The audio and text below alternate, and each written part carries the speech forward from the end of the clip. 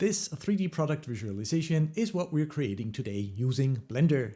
Grab a drink, sit back and relax. This is essentially unedited and it's going to be a bit longer, but you can always increase playback speed.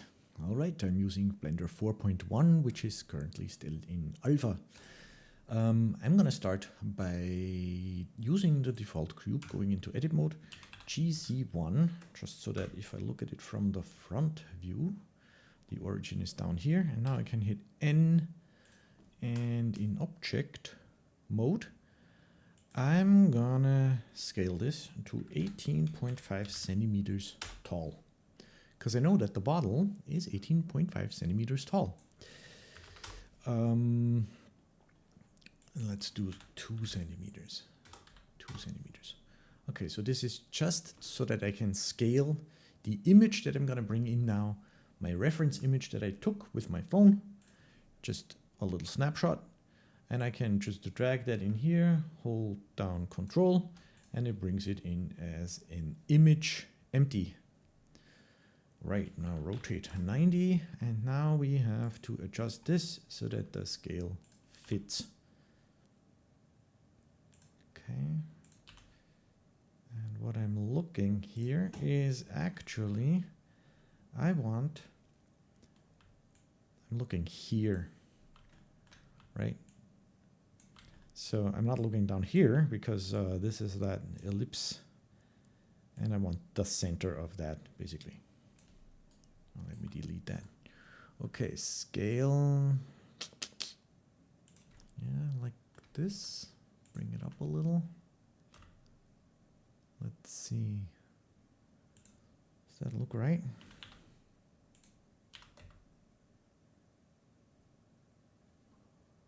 Yeah, probably looks good. We can always scale the finished bottle then when we're done.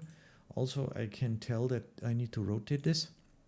It helps to bring down the opacity of the image empty a little so that I can see the overlays, the UI, Blender's UI. Okay, so I have to rotate this a little so that I'm in the middle here and in the middle down here. Yeah, I think this is good. Just eyeball it. Something like that. Okay, now this is the image empty, and we can remove this cube. We can go here, Shift A, Mesh, Circle. And I think I'm gonna go for 64 vertices on the circle, which is quite a lot. But what I'm thinking is I have these bottles here and it helps to have them on hand when you do product visualizations. And they have this sticker on them and the sticker goes all the way around, but not quite. There's a little gap in here. Don't know if you can see this. So I'm thinking if I have 64 divisions and when I use the bottle mesh later to create the sticker, I can just remove one of those 64 and then I have a gap.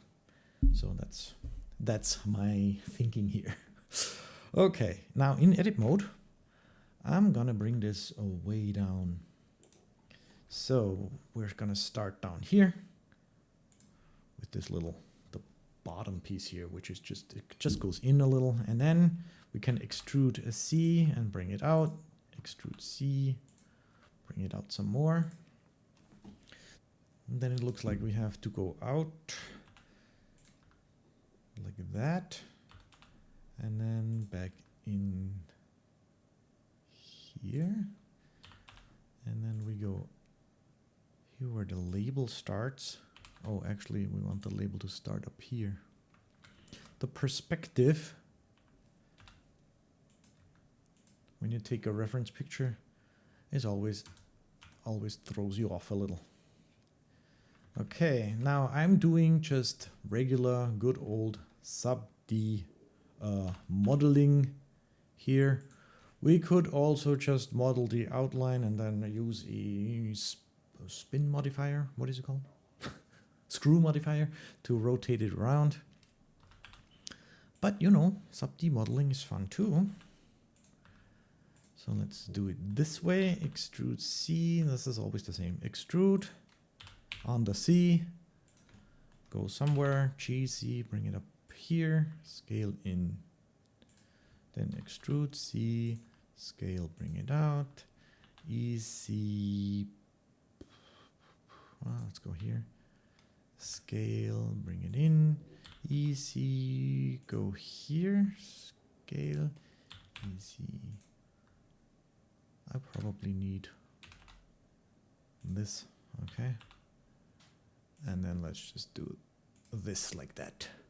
And then we're gonna throw in a subdivision modifier and see what we got. We probably have to bring this out a little.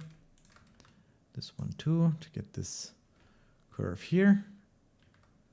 And then I already know that I need a loop up here to get this edge sharper, because it goes straight up for the label and then it has this little thing going out here. And down here, same thing. Let's bring a loop down here so that we know that everything between here and here is perfectly straight, which again we're going to be using for the label then. Okay, this, no, not this. This loop probably has to come out. You know what? Let's hit Ctrl-2 and pop on a subdivision modifier with 2 levels. Actually, I think I'm gonna go with 3. And now I can see the outline. It's hard to see. How do you edit this? Now I don't see the bottle. Where's my empty? Image empty. What if I take my image empty, bring it forward, look at it from the front, and then I should be able, camera circle, let's call this bottle, go into edit mode and see what's going on here. So here we are off a little bit because maybe this is still rotated. Nah, I think it's just the perspective of taking the picture. Anyways, we're gonna bring this in, bring this out. Okay, and this is probably good like that. Now the bottom, if we go solid view, switch off the empty. On the bottom here, we're gonna go E and S to scale, and then ES and bring that in several times.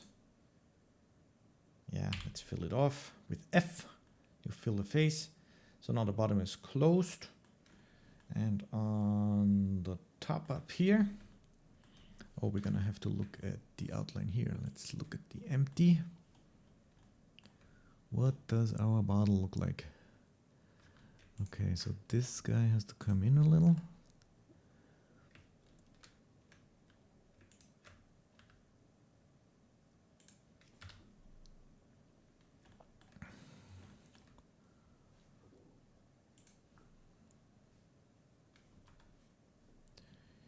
Image empty.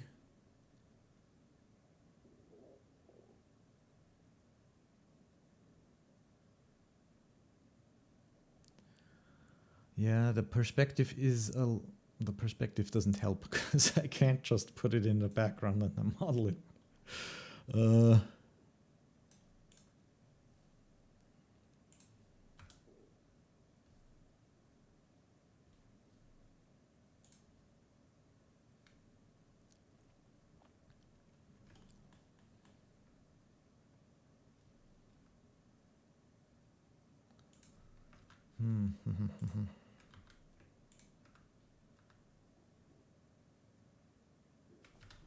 I think this should be here. However, this guy needs to come in.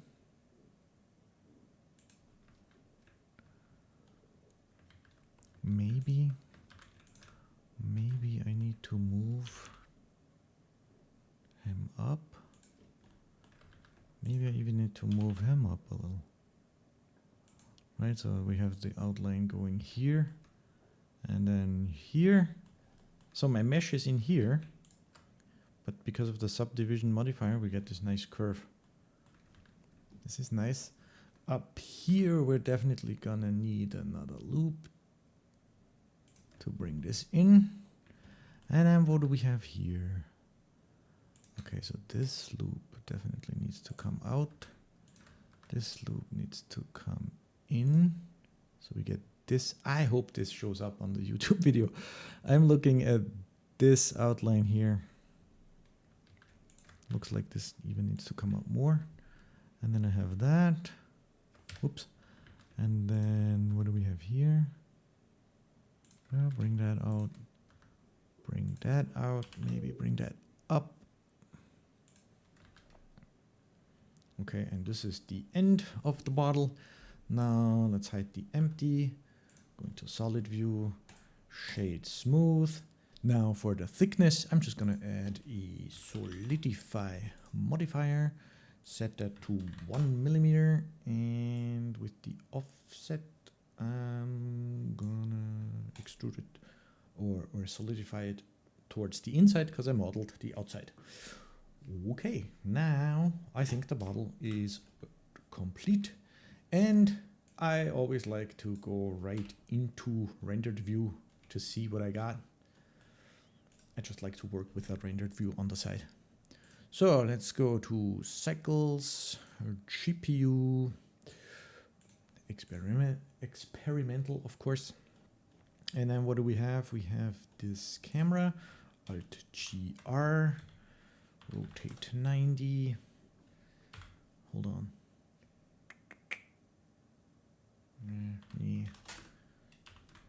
Bring it forward. Let's look through the camera. Let's turn this into a 100 millimeter lens. Oops. Interesting.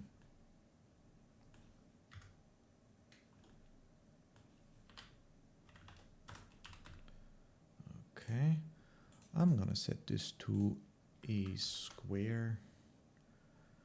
Okay, and then bring it in, bring it up and rotate down on the x-axis. Ooh, that's a lot. No.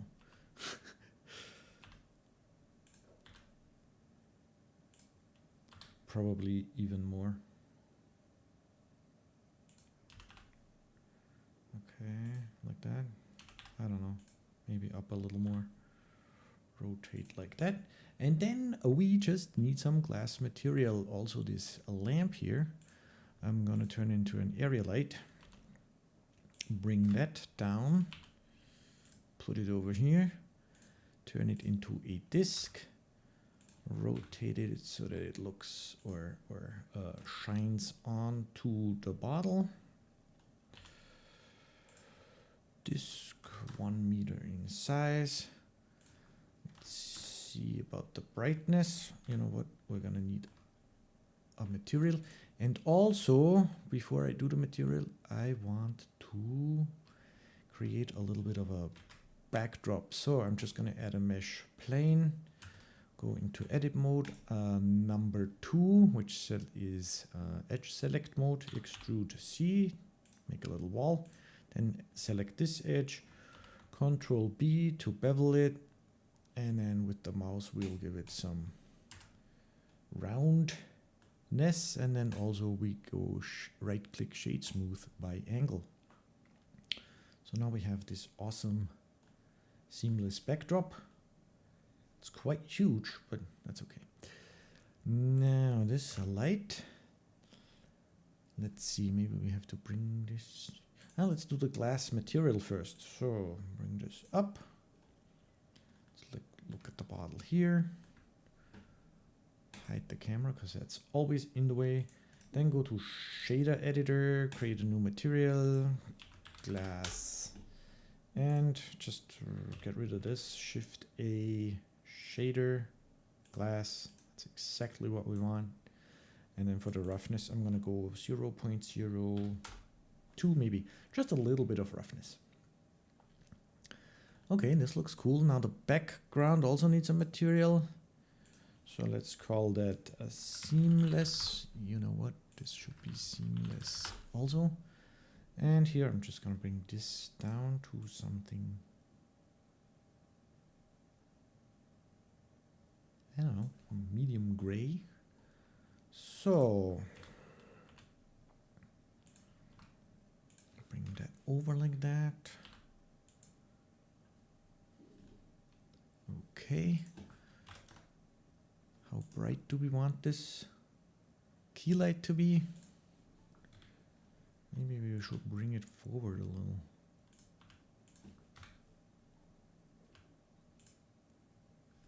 This gives us this shape. Not a fan of this shape, so let's see what we got. If we bring it down, get a little bit more reflection like that. Bring down the scale.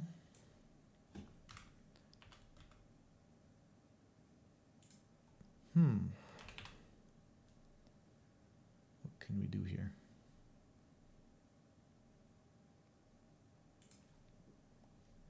I don't like this shape.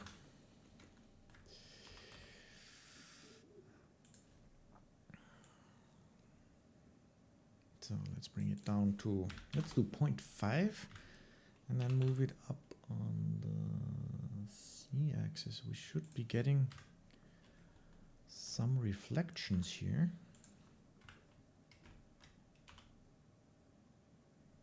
Bring it closer.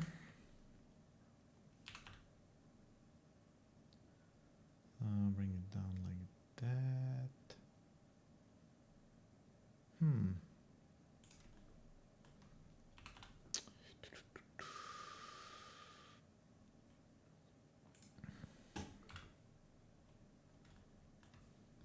Yeah, this is kind of cool.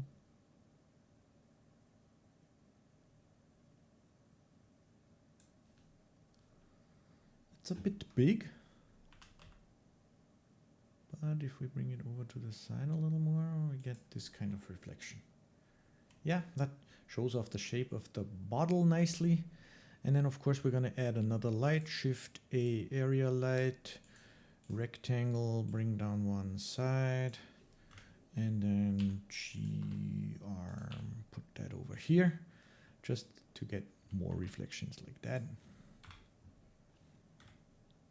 Okay. Perfectly to the side. Maybe like that. And then we could even move it back a little to give it to get the outline on the back here a little bit more. Rotate like that. Shift D on the X.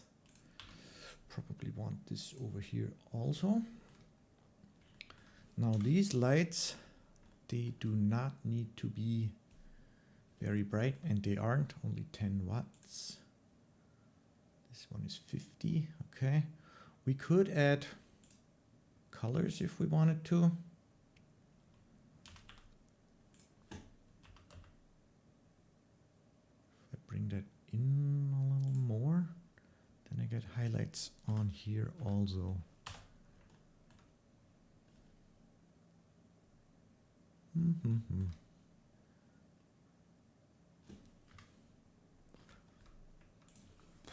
0.1, 0.4.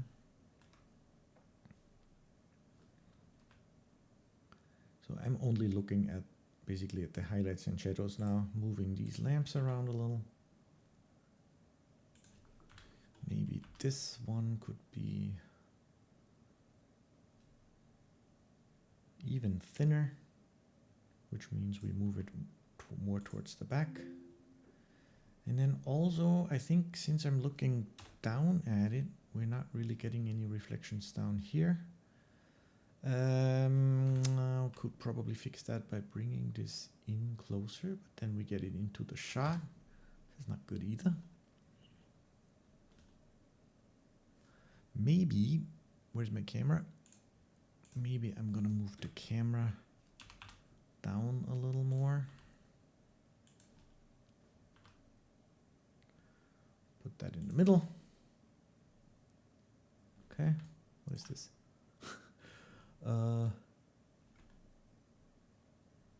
Yeah, that looks pretty nice. Okay. So we have a bit of a scene and we have some lights. We can always play with the lights some more later. Like for example, I think that this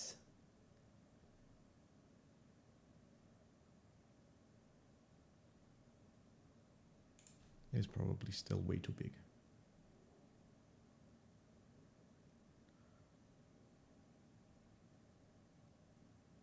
Let's maybe do it like this to get those two reflections. Yeah. And this one, since this one is so thin now, should probably be more on the front. Whoops. Like that. Then we also got these nice highlights here. Yeah, I like this. This looks nice. So now let me see, what do we have down here? Yeah, that looks correct, I gotta say. Maybe there's a little bit of a sharp edge here. Let's bring that out.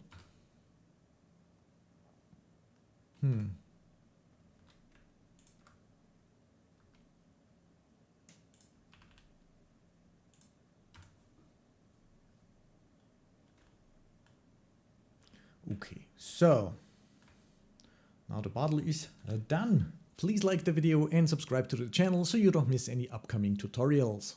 Okay, now next thing we want to do is probably the liquid on the inside. So how do we do this? We go into edit mode. Probably hide the seamless. Hide the camera because that's in the way. And then the liquid on the bottle, I have it here, is, well, it goes to about there. So what I want to do here is switch off the solidify, maybe even switch off this for now. Let's keep it. I want to add a loop cut in here and bring it down to about where the liquid is, where the liquid ends. Because I'm now gonna select all of this in wireframe mode, which selects everything all the way to the back too. Shift D to copy it. So I get a copy. This is gonna be my liquid. Escape to put it back into its place, and then P, separate by selection. And that gives me the contents of the bottle. Okay, so this is now, it's a separate object. And if I hit the slash on the numpad, which gets me to local view, hold on. I want the content local view. It looks like this. And in solid view, we can see we have a solidify on here. We don't need this for the contents. We do want the subdivisions, and we want to close this off on the top. So we select this ring, extrude scale, bring it in, extrude scale, F to fill it. Actually, this is slowing me down now, so I'm going to switch this over quick. And then what I want to do here is, you know how the liquid, where it touches the container, like the mug or cup or bottle in this case, how the liquid goes up a little on the sides. So I want to model this real quick.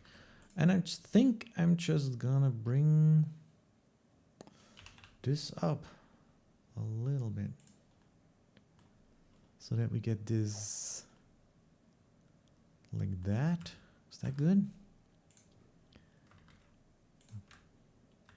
Bring this out a little and maybe add another loop cut in here. Okay. Now what I'm thinking here is not that we probably see this because it's just gonna be a few pixels, but I think we should get some highlights and reflections because of this to actually see the top of where the liquid ends. So that's what I'm doing here. Now the bottle, and if I go out of local view, we can see, if I go to the bottle, enable solidify, we can see that this is like the thickness of the glass. And our contents are too big now. So let's go into edit mode, select everything with A, scale, Shift C, which just scales on the X and the Y, and bring this in Let's bring it into, I don't know, here. Okay. So now the liquid is inside. If we go to rendered view, what does it look like? Looks like that, okay. And then we have to play with the liquid material. Okay. Actually, it should... Okay. I think we need to go into edit mode here. Take all of this and bring it up so that the liquid is inside. Like that. Don't know if we can actually see this, but yeah. So now let's go to the contents. You know what? I'm gonna shift select the bottle and hit Control P, separate set parent, which means that the content is now a child of the parent. So if I take the bottle and move it, the content moves with it. So now the contents inside, they need a material. We're not going to do glass. We're going to do new material contents. Could call it liquid. Whatever. Oh, this looks like milk, sort of. I'm going to remove this. And I'm going to add a shader volume absorption. Plug that in there. Give it a color. Like this sort of red. And if I crank up the density now, we should get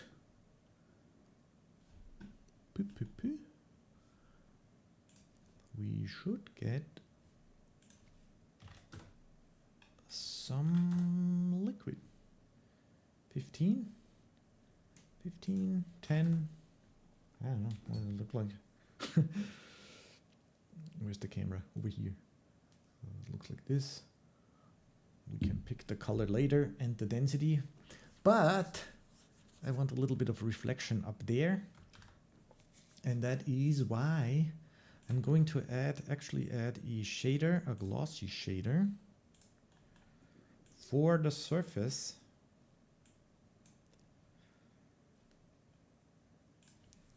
With a 0 roughness. Oh, no, not glossy, glass. Shader glass. I want a glass shader on the surface. This goes into volume. Okay, set this to, I don't know. Gotta look up the IOR of alcohol. But, of course, we only want reflections. Do we have normal issues here? Hold on a second. Where's face orientation? Yeah, I think we need to select everything.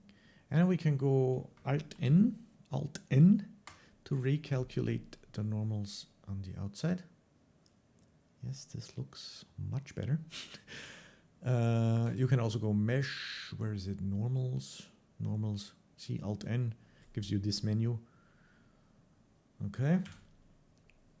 So that's that. This looks much better. Okay, so now we put on a little bit of roughness maybe. And then we have to play with the volume absorption.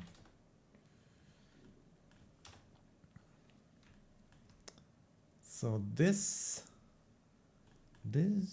is only for these reflections up here. Maybe we need to add some transparency to the surface. Let's see, what does it look like when we're in the bottle?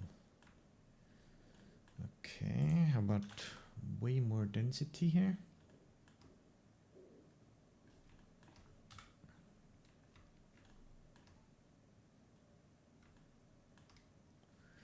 Now is this? Yeah. I really don't want the reflection, but I want the reflection up here. What if we remove this completely? Looks like that. Okay, what if we add a transparent shader? Mix those together.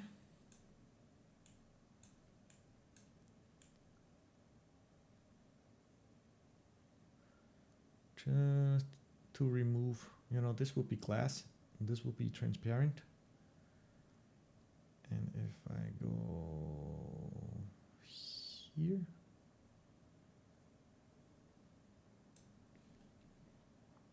not sure.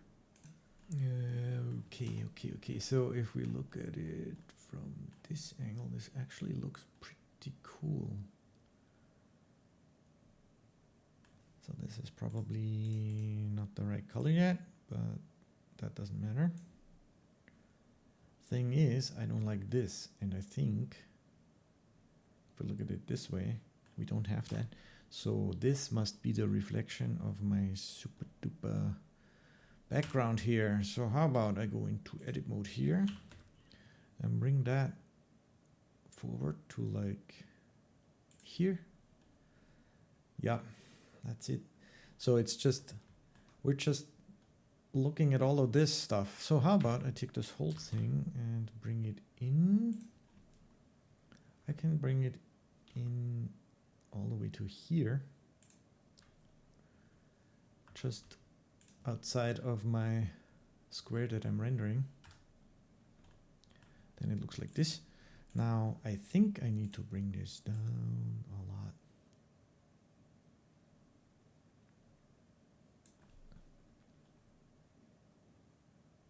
Cool. Switch off overlays, and this is what it looks like.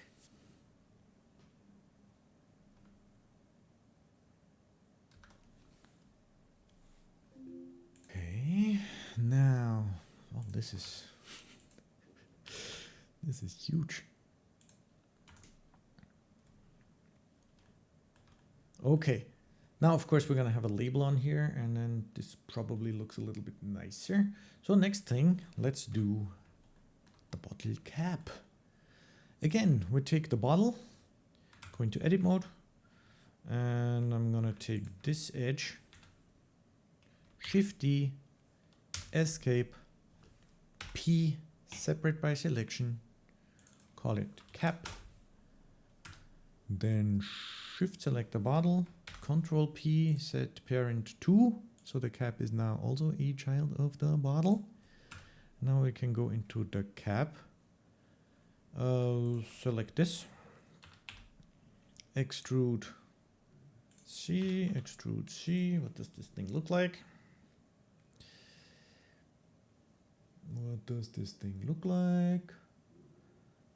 Okay. And then we definitely get rid of the solidify.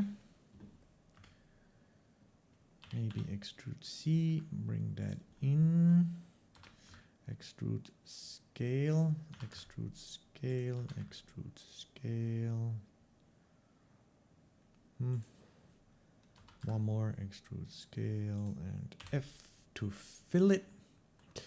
Now,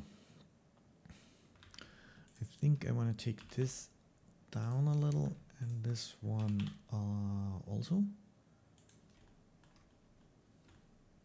What does this look like? Like right here. Shade smooth. Looks like that. Okay. Let's give it a material. Call it cap. Make it metallic, but basically black with little roughness. Okay.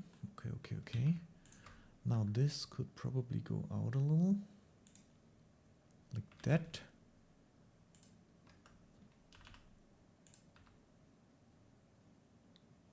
Okay, and now how do we get this?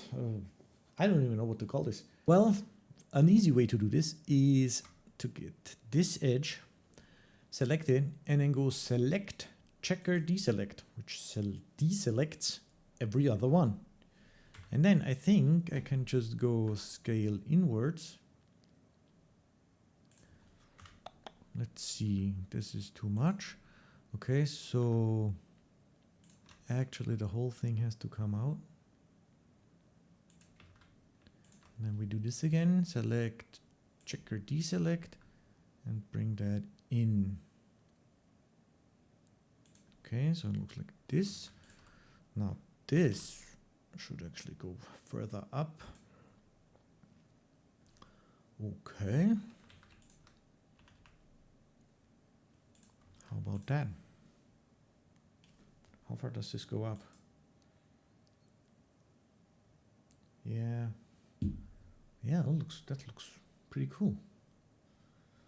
Okay. Now can we round this off a little better?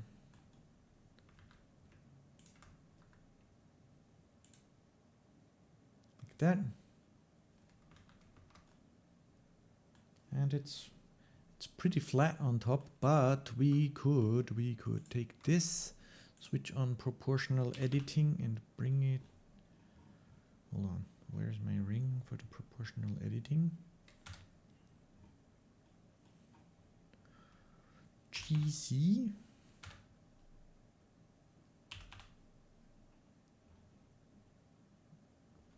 Proportional size, oh, I'm way too big. Okay, here we go. Now, cheesy. Bring this up a little. Just to give it a little bit of roundness. Make it look more interesting. So I think this is pretty good. If this is still too round here, because I mean this is very round now, and in real life, the ones sticking out are quite sharp. So let me see, can we select this and just increase?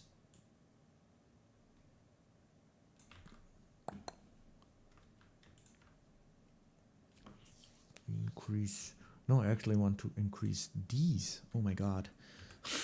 So 2, let's select, let's go here, let's go into this view. How do I do this? Go here, select these edges. Okay. Select the ones going in. Yeah, why not? And increase the mean crease. Let's go 0.5. See what that looks like. Is it sharper now? Oh yeah, looks much sharper. However, are we clipping with the bottle here? We probably are. Yes, we are. Awesome. So let's select everything, scale it not proportionally everywhere except for the Z-axis. Okay. Actually, I think this is quite a bit too much, honestly. So let's select this. Again, a checker deselect, scale it out, then select the whole thing, scale it in.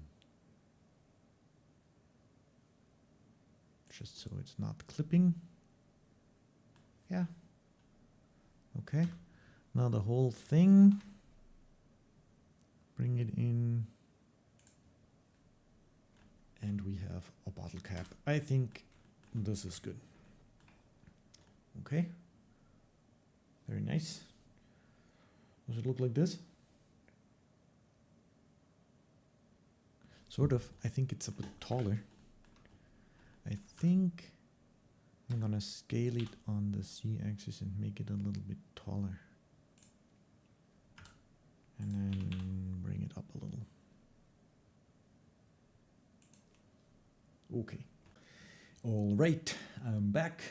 Took a little break. Now let's do the label. So I'm gonna go to my bottle. Oh, and I'm gonna go into edit mode. Bottle, edit mode. I also added these loop cuts here. Why? Well, it doesn't matter because it goes straight up from down here to up here. So with these loop cuts, I get a little bit more geometry that I can use for the label. But remember, this is still the bottle. However, now I'm gonna go select. Wow, this is hard to see. Solidify. I'm gonna select all of these, right? Everything all around. Shift D, Escape P, separate by selection, and this is going to be the label.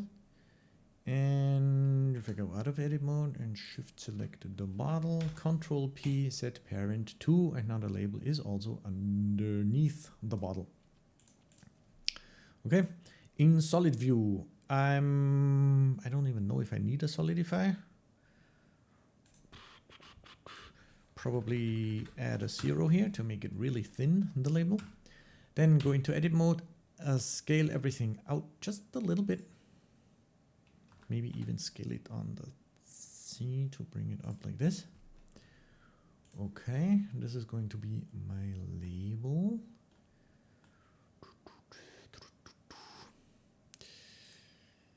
Switch on the subdivisions.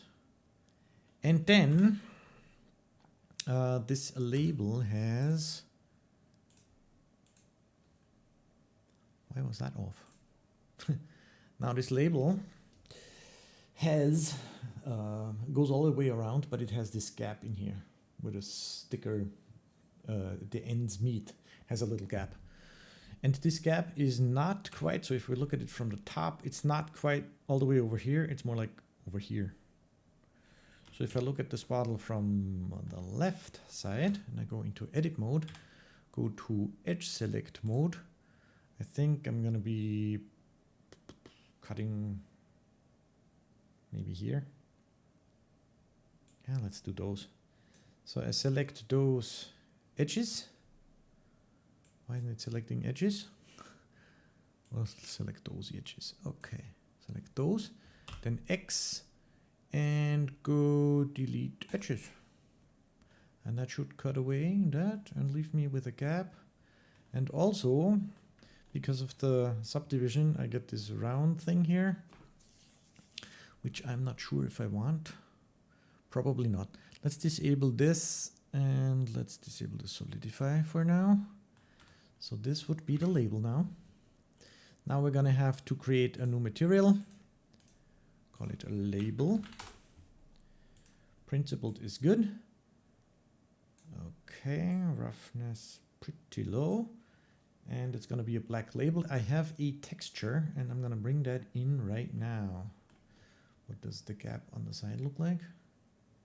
Like this. Okay, we're gonna have to round this off. And it's probably quite a bit too big here. So let's scale this in, but not on the C. Now it's in the glass. Let's take it out just a little bit. Just has to be a little bit bigger than the glass. Like that. Okay, now label texture, which means we need a UV map. Okay, so this is what that looks like. And if I just bring over an image texture, image editor, let's open the texture. I have a label. Let's take the berry one because that's what we put on the inside. That would be this texture here. And if I hit U, unwrap, hold on, let's go to UV editing. Bring in this label.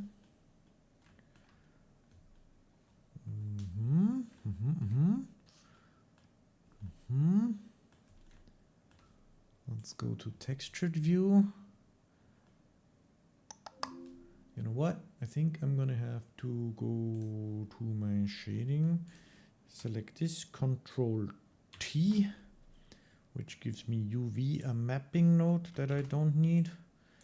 And let's bring in the Waldbeere berry label here as well, because I think the UV is rotated.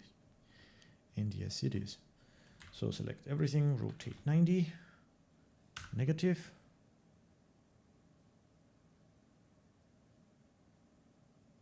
Okay, what do we have now? It's mirrored, so SX like that. And now we have to place this here. So scale X.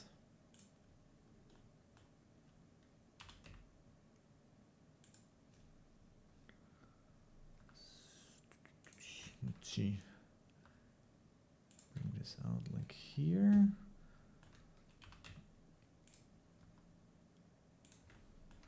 Don't have to go all the way to the edge. GY, bring it down, SY. Just have to do this once because all my labels have the same size. Okay. So in the front we have this. And in the gap, yep. That looks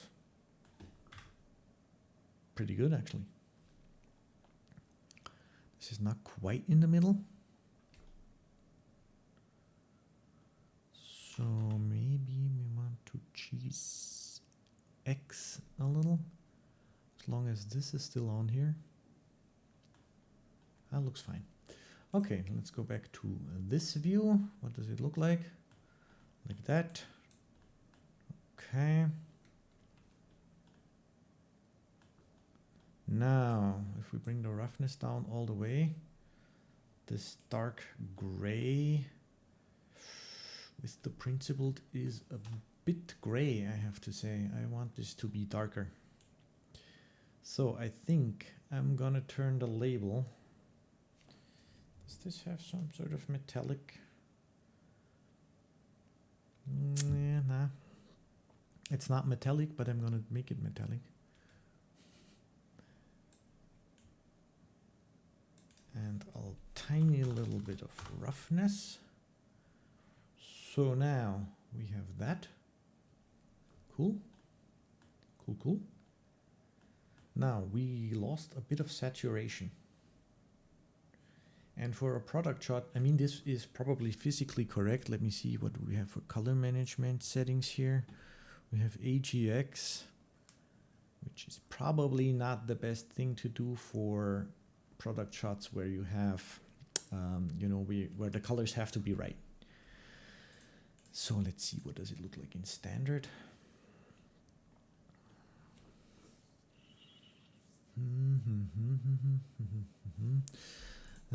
I think I'm gonna go with AGX, but I'm gonna do medium high contrast.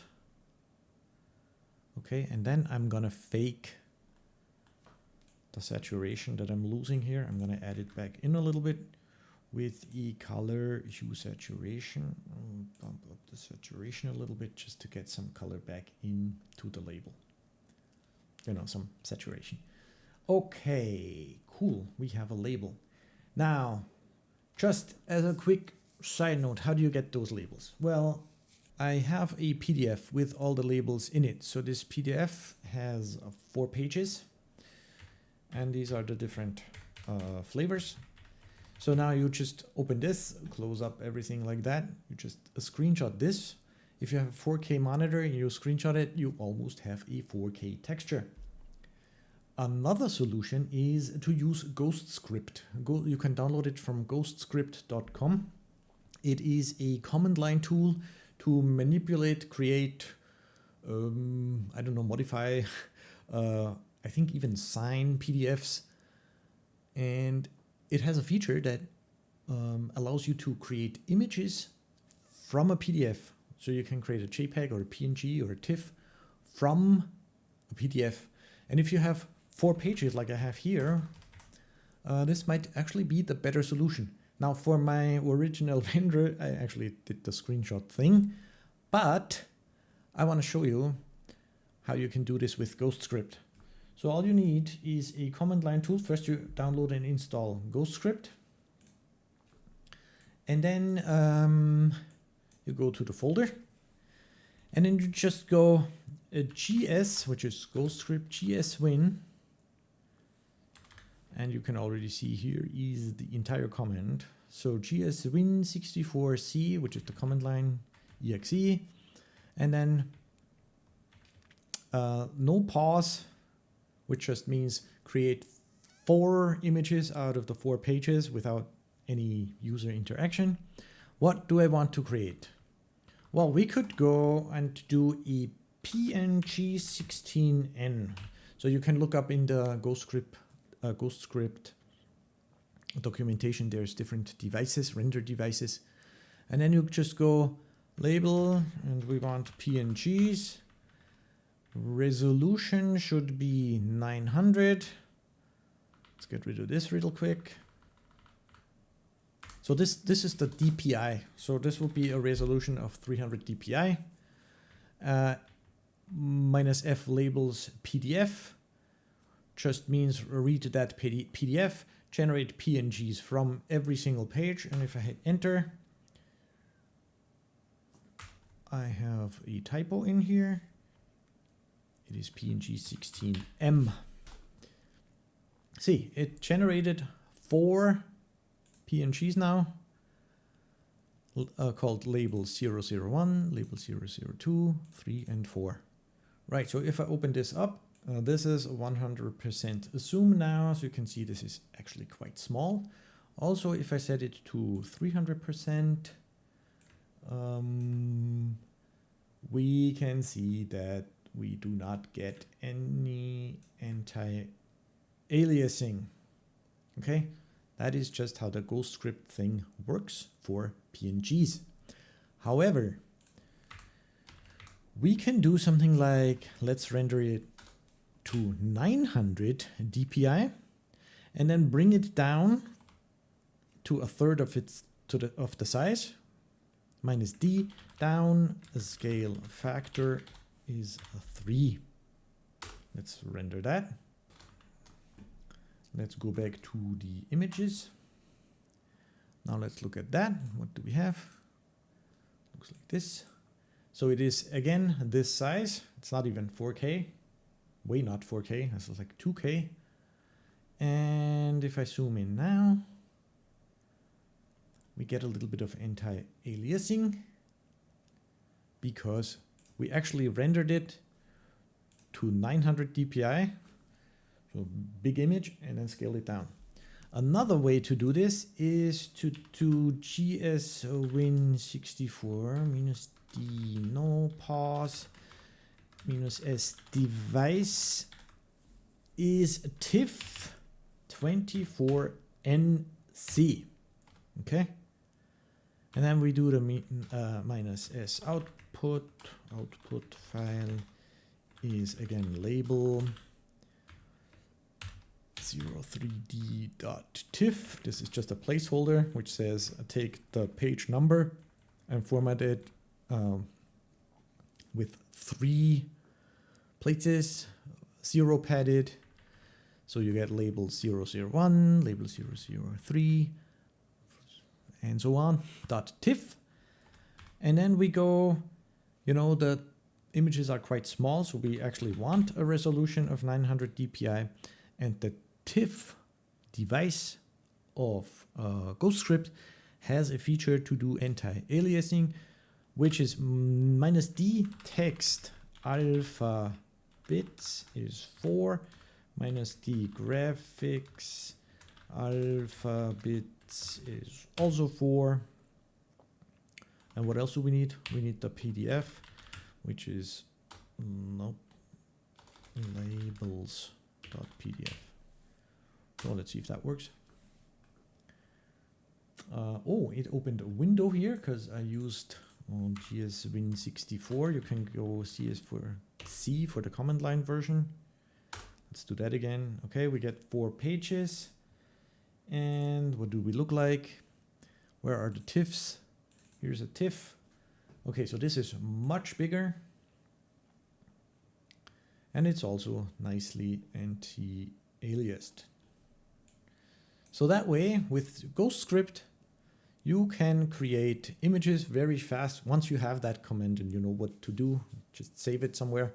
You can create PDFs, or images, textures, from PDFs. And I need to do this all the time because usually clients just send a PDF. Of course, you can also do the screenshot trick if the resolution is high enough. That way, you can create even huge resolution textures. And in this case, where we don't even have images, I think, unless maybe the barcode is an image in that TIFF, in that PDF, you could go crazy with your textures. Right. So now let's just use one of those TIFFs. This is the berry one. That's the one we need. And I'm just gonna bring it into here. Let's open the TIFF. Where is it? The berry TIFF. Berry TIFF, this one. Okay. So this is the one we just generated using Ghostscript. And since our UV map is still the same, oh yeah, we moved it over to the right a little. That's right. So this is still looking good. So we have a cap, we have liquid, we have the label. Now let's look in detail. What does this label look like? Let's go like this, zoom in quite a bit because I want to round off these corners here and also give it a little bit of thickness. Okay, I'm gonna shade it smooth, which it already was. I don't want the subdivision. Maybe I want a little bit of solidify. Okay, but before that, I'm gonna do I'm gonna add a bevel modifier. Bevel modifier. Put that on top. I want to bevel vertices. I want to bevel vertices. Angle profile.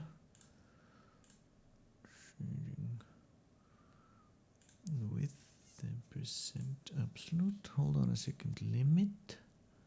How about we bevel a vertex group? So let's go into edit mode. Select these 4 vertices. Hello, select. Okay, select these 4. And then create a new vertex group. Call it bevel. And we assign those 4 vertices to that. And then we use that in here to only bevel these 4 vertices. Yeah, because those labels are rounded off a little bit. And now we should be able to increase the segments here and get nice round bevel like that. Let me see how big. Oh, it's actually quite big on the bottle. So this is already nice. Okay, and then how about the solidify now? That throws off the normals completely. Inwards, even thickness.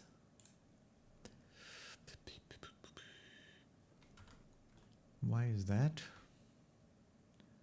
If we solidify, let's see, let's shade smooth by, let's shade flat.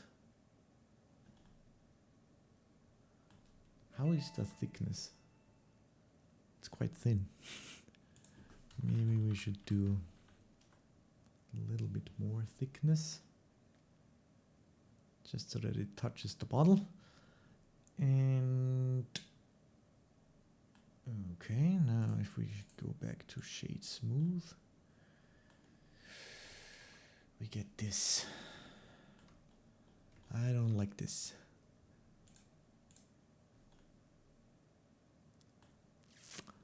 How about we add a modifier? Now, what is this called? Edit weighted normal. And bring that up above the solidify. Ah, no, we have to bring it, we have to keep it down here.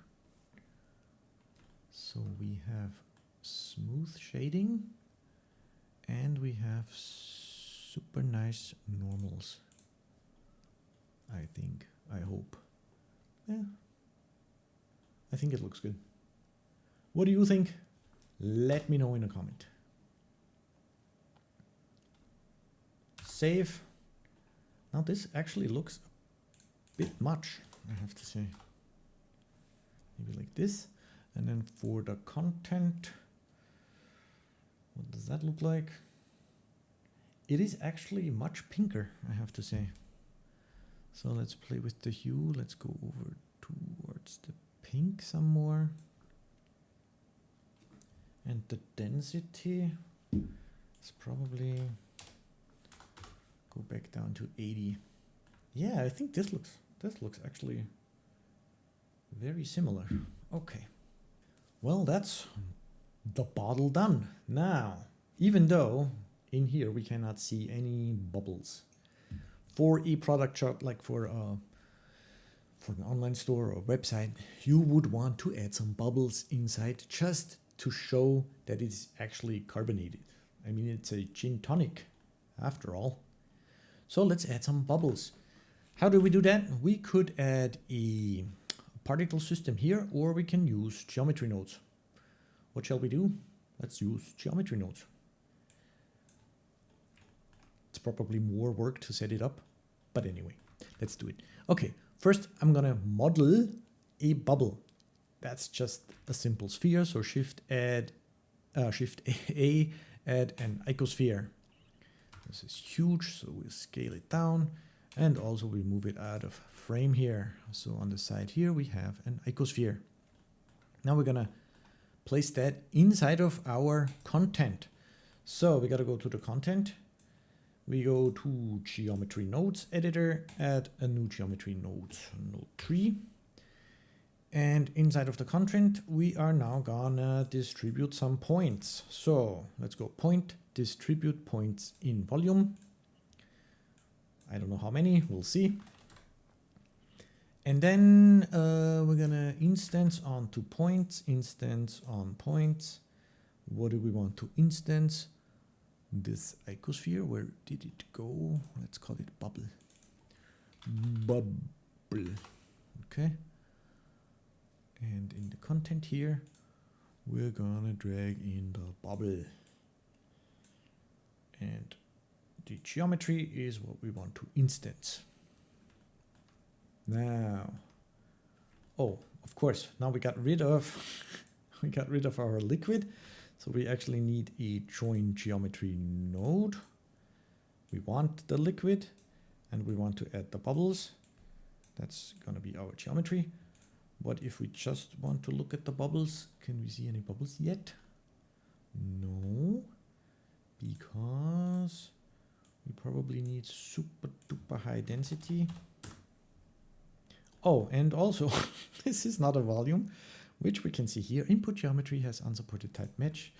Yeah, because this isn't a volume. We have to go mesh to volume. Let's just search for it. Mesh to volume. Okay. Plug that in here. Yeah. That looks like bubbles. Okay, let's turn the density up. Voxel amount should be good. We can also use this interior bandwidth. That's gonna be cool. This is good. Original is good, but of course the scale has to be way smaller. This is still way too big. So let's make it even smaller. We should also randomize the scale, and this density is amazing. What if we turn the density up here? And this is already a huge number. Yeah, okay. Let's do it like this. Maybe even more. We want a lot of bubbles. Now the bubbles have to have a material. Let's do it this way. So we're gonna set material. Set material to the bubble. And we're gonna use the content. Shall we use the contents? No. Actually, we're going to use glass, I think. Okay, what does that look like? Yeah, that looks like this. Cool. Cool, cool. Now we need to randomize the size of these bubbles a little bit. So we could do a random value. And we actually don't want a vector, we want a float. And we randomize the scale between 0, 0, 0, 5. Okay, cool, cool. We have random bubbles. Now, how can we visualize this a little bit better? What if we hide the bottle? So this is where the bubbles are. Okay, very nice. Randomized. Density, is the density good? Or do we need more? I think it looks good. Okay, and if we add our actual content, the liquid, and then we have bubbles inside, looks like this. Now we have to see, we can use this here to bring them further out, maybe. I don't know. We can also play with the seed. What if we set this to 0? Are we too far out then? Yeah, we're kind of cutting it close there. So probably, I don't know, 2 millimeters? 5 millimeters? Yeah, let's do it like this. Okay. And play with the seed. That's a lot of bubbles. Maybe I want this actually to be more in the middle. Well, with a particle system, if we did an actual particle system, we could make them even rise up slowly if we want to render an animation. We can also do this with geometry nodes, of course, but sometimes the good old particle system is a bit easier to use, actually. But I wanted to use a particle system, geometry nodes now, so that's that. Now, let's set this to maybe not quite as much. It is a bit much. That's not enough. You can play with these values. Okay, now this looks cool. We have liquid floating around. Let's enable the bottle. And here we go. We have some bubbles inside. Very nice. And then, of course, with a drink that you like to drink cold, like a gin tonic, you want to show that in your product visualization with some water drops on the bottle. So how do we do that? We could, again, just go and add a particle system. However, what do we add the particle system to? We have the bottle, we have the label, we have the cap, and everything should have some water droplets on it. So we can use geometry nodes again. How about we add some droplets again using geometry nodes. Okay, let me move this one back a little. And then we're going to add a droplet. How about I shift D, my bubble, bring that forward, and then go into edit mode. Maybe subdivided once, but smooth. And then in edit mode, you know what? I think this should... Nah, okay. And then in edit mode, I'm gonna look at it like this. Go into edit mode and squish the back in a little. How does that work? So if I grab these, Nah, this is not good. If I grab these and enable proportional editing and squish that in like this, like so, just to make it flat. I don't know if an icosphere is good for this. Let me think. Nah. Let's add a UV sphere. Go into edit mode, scale it down. GX, bring it over here. Go into edit mode, rotate X 90. And then we can just grab this guy. And then do the same thing again. GY. Squish this in a little. So we get this here. That's what I was looking for before. Okay, so this would be one possible droplet. And then how about we go Shift A at another UV sphere. Bring it over here, go into edit mode, scale it down. Okay. Scale it down. And then grab this guy on top. And with proportional editing set to sharp, I'm just gonna drag him up like this to create sort of a water drop shape. But I want to bring this up to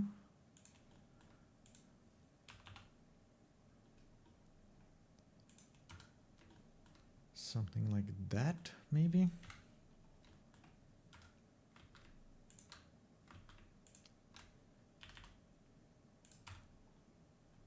Okay, now this is quite sharp at the top, but who cares?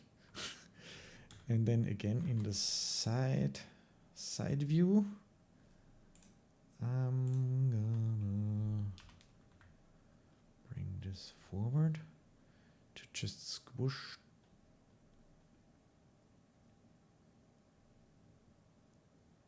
the back in a little bit.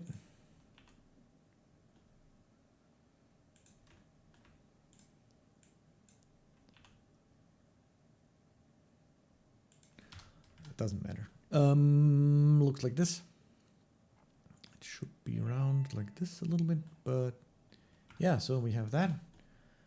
And then let's make another one. What else can we do? Let's make another one. Shift A, mesh UV sphere. GX, bring it over here. Go into edit mode, scale it down. Something like that. Squish it in like that. And then also squish it in on the Y.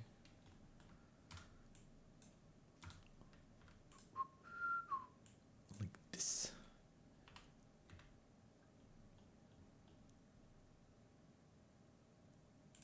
Okay, so we have this sort of shape.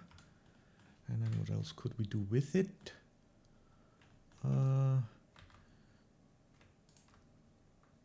Maybe what is happening?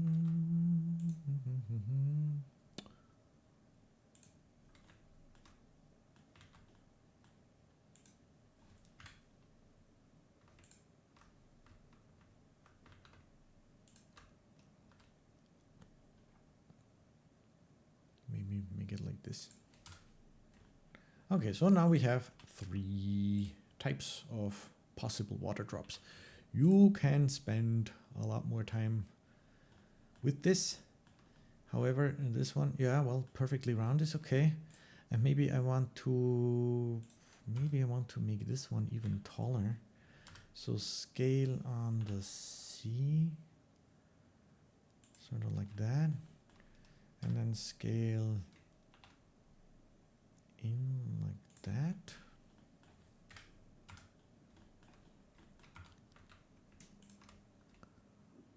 this is turning into a bit of a mess.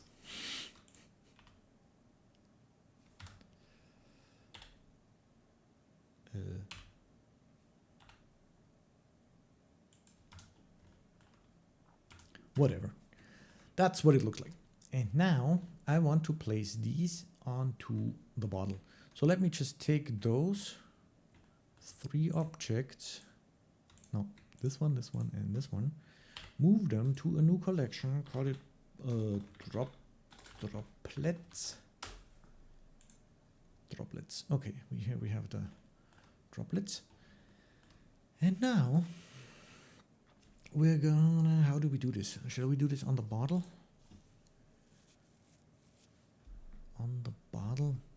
No, we create a new object. Let's create a new cube. Why not? And on this cube, droplets emitter. Let's call it droplets emitter. We create a new geometry node 3, and we don't use the cube. Instead, what we want is, we want the bottle, we want the label, and we want the cap.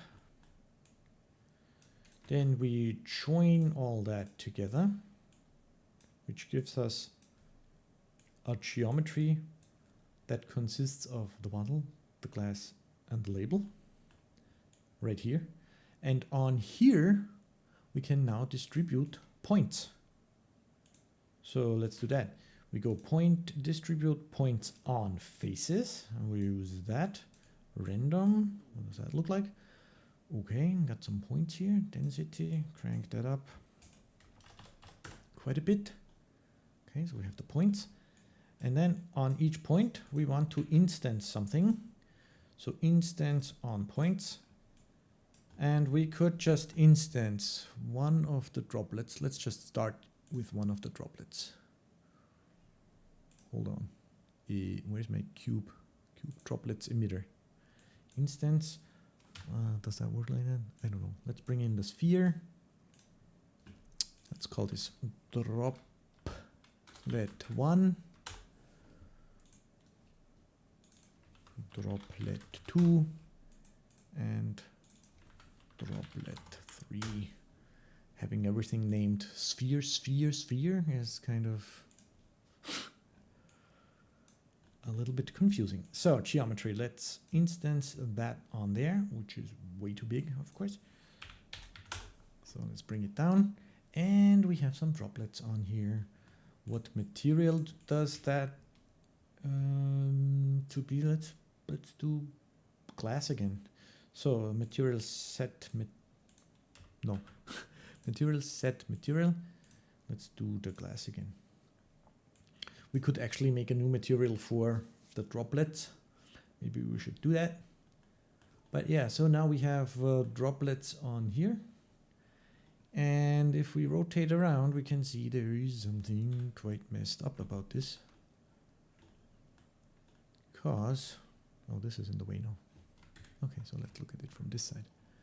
Because they're all facing their original direction. I made them to stick out to the front like that, and to be flat on the back. But now even the ones on the side here, there's one. This is not how this is supposed to be on this model, right? So we need to mess with the rotation here. Okay, first I want to increase this density a lot more, so we have more, and we can see clearly what's going on. So this is looking at it from the side view. How do we rotate? Well, we can do an Euler to rotation. No, we can do an align Euler to vector. And what do we want to align it to? Our vector should be the normal. So you might think, okay, let's just plug in your normal here. Normal vector, and then we align it, we rotate something like that. But of course that doesn't work. Why? Because this geometry that we created here, the combination of bottle, cap, and label, is no longer. We replaced it with points. So the normal here is for a point, and I mean there's no normal on a point, so this is nothing. We need to somehow remember the normal in that place here, for example, in this location, the normal of the bottle pointing outwards, and then align our droplet to that normal. And we can do all of that by simply storing an attribute. So we go set store named attribute. No. We want to capture an attribute. We want to capture a vector. Let's do the faces. And what do we want to capture? The normal vector.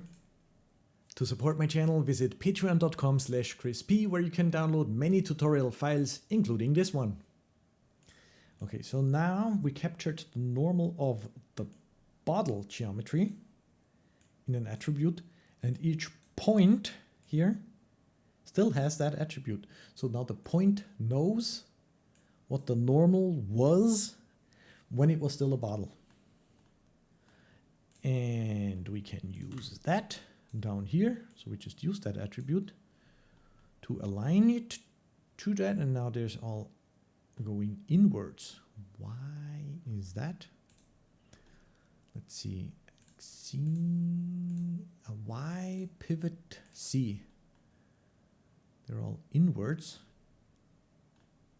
This is interesting. Yes, they're going in.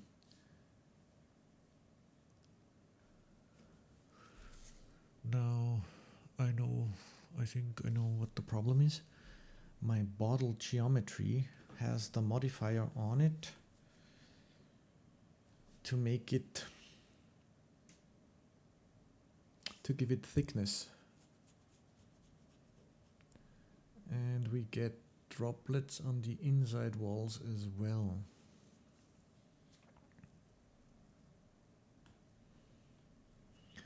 Well, that's not good.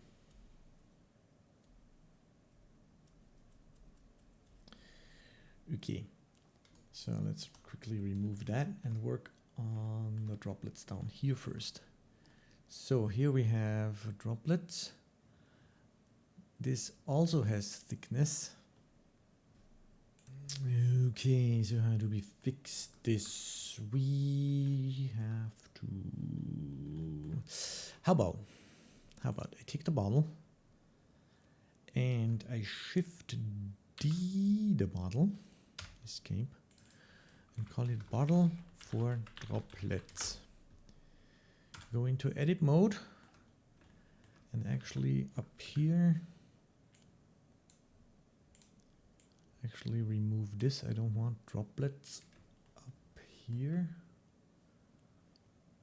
Don't want droplets up here, yeah. So delete those vertices. Okay.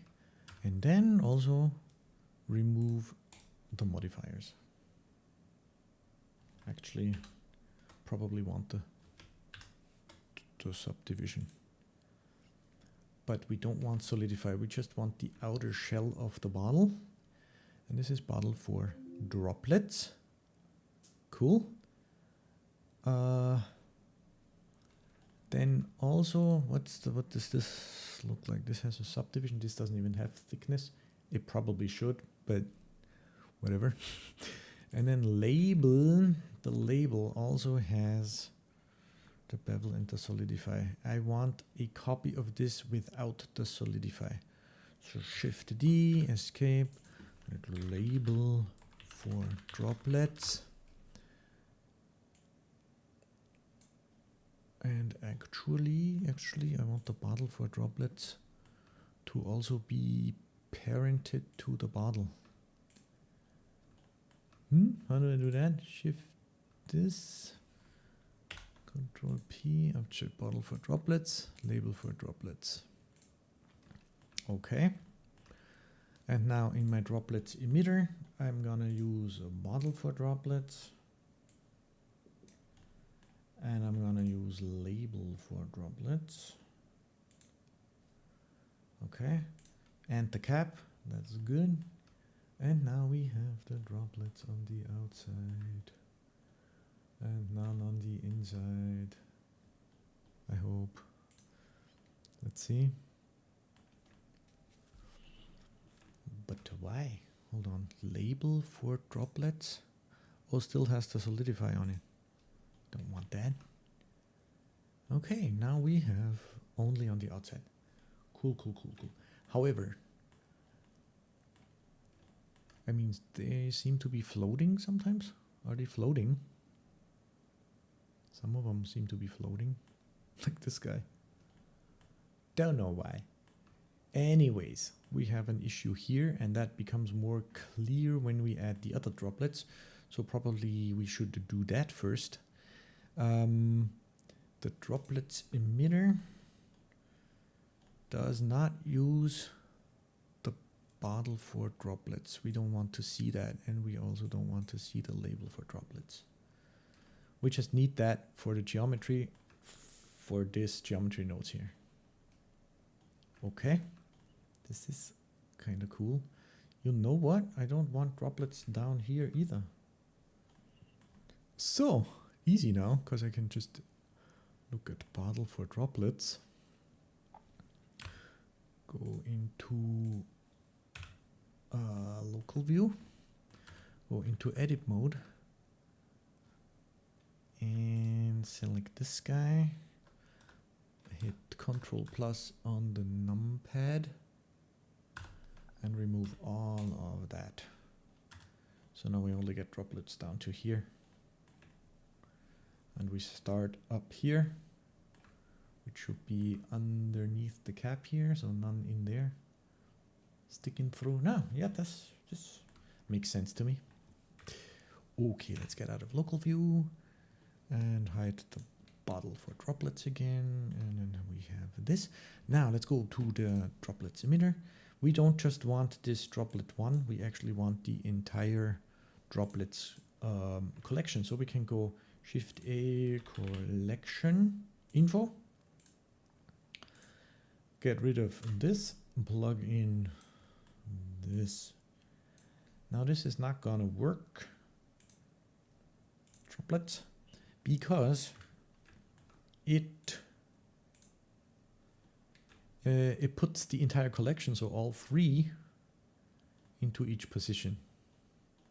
So what we want to do is we want to separate the children, we want to reset the children, and then we can enable pick instances or pick instance.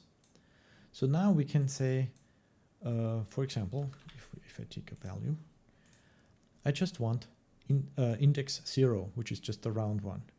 Index 1 would be just those long ones, and index 2 would be just those weird blobs. Okay, of course we want to randomize this. Okay, so what would we plug in? We want a random value between 0 and 2. So now we have round ones, we have blobby ones, we have the long ones. Okay, and that's what it looks like. Now distribute, we can play with this seed a little bit. But there's one thing that I don't like, and that is that we have a sort of an even distribution now. And I really want mostly those little round ones, some of those blobs, and just a few of these long ones. Okay? I don't like the shape of the long one, but maybe I'll fix it later. So how can I do that? There is a new node, and I think it's pretty new, and it's called index switch, the index switch node. And the cool thing about this node is that you can add inputs. So I can say, okay, the index should be my random value. And the output here should be the instance index. I don't want geometry, I want integer. Okay? And then I can say, okay, for a value of 0, I want to return 0. For a value of 1, I want to return 0 again.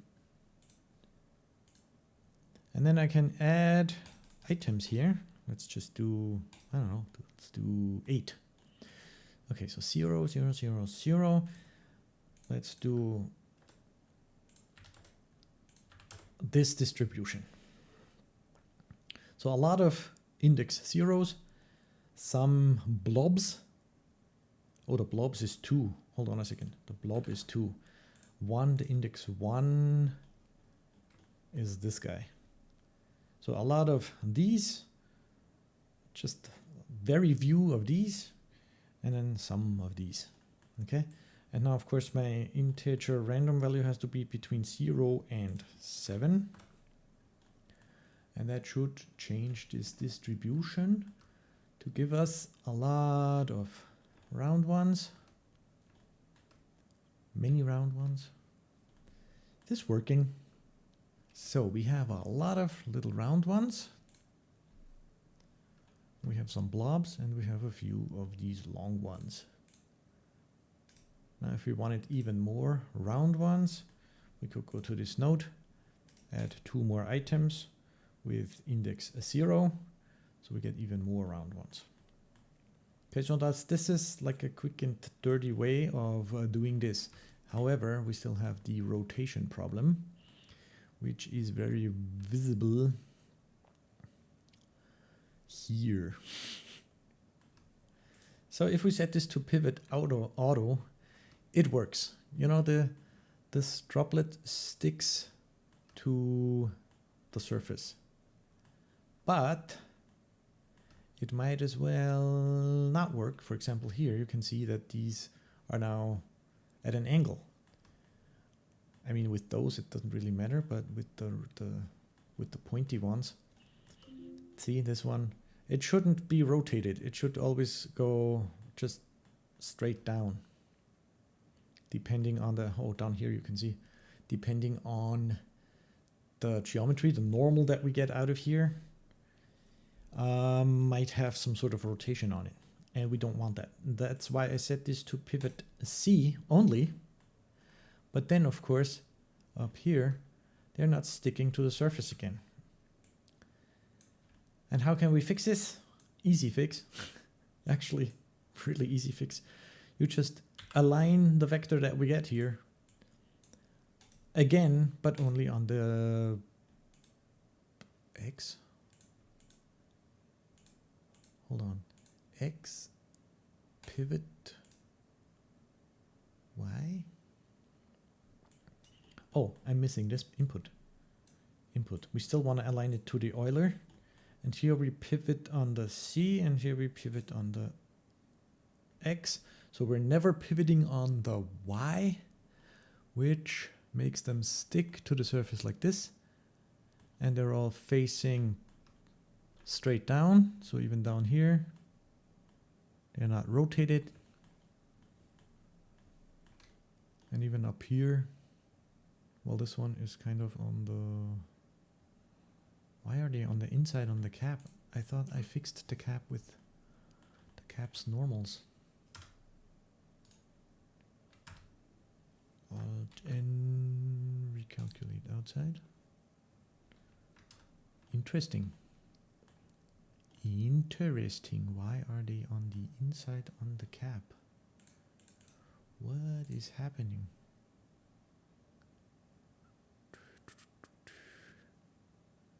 That makes no sense. Okay, let's try and figure this out. So on the bottle it's correct, and on the label it's correct too. But on the cap it's backwards. So if we just plug in the cap, it's still backwards. Okay, so it's not the join here. Why is it backwards? What if I do vector math and scale the normal -1? Then it's correct. Okay, once more. Face orientation, it's blue. And it doesn't have a modifier on it. I mean cap has a subdivision modifier on it. But that's still correct. Blue.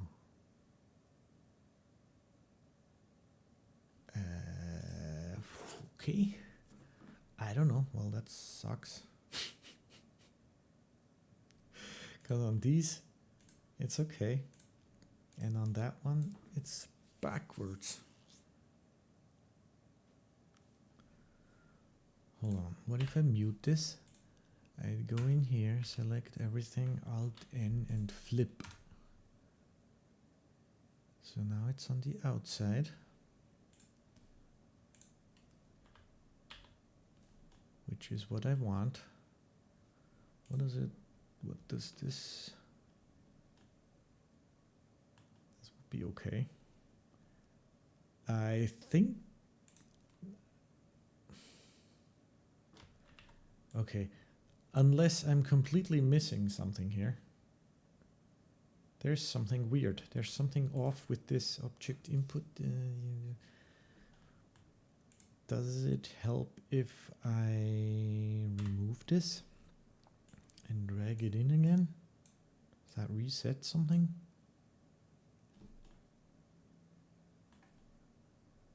Is this on the outside now?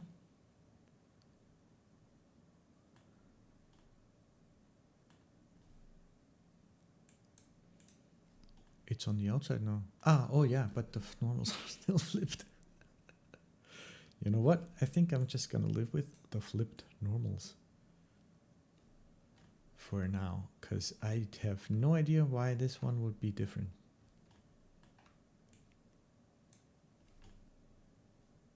This is blue, but this one has to be red.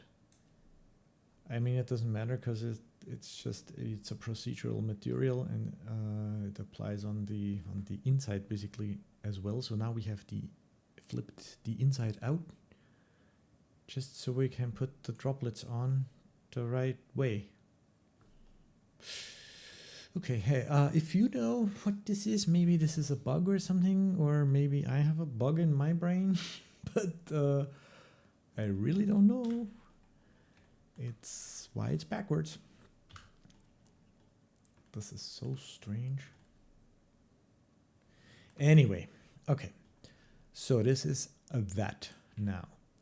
Now the cool thing with having geometry nodes for our bubbles and for the droplets is that, of course, we can go in here and we can get different distributions of droplets. So why don't we just plug that out to the group input so that we have it out here, and we can change the distribution, and then we go to the contents and we do the same thing here. We have the density, we can plug that, and the seed.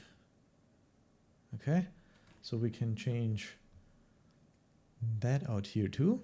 So we can change the droplet, the bubbles. And then for the droplets, maybe we should do the density too. Density group, and then move the density insert before socket like that. So now on the droplets, we also have the possibility to change this. Does the droplet thing look better if we set this to this?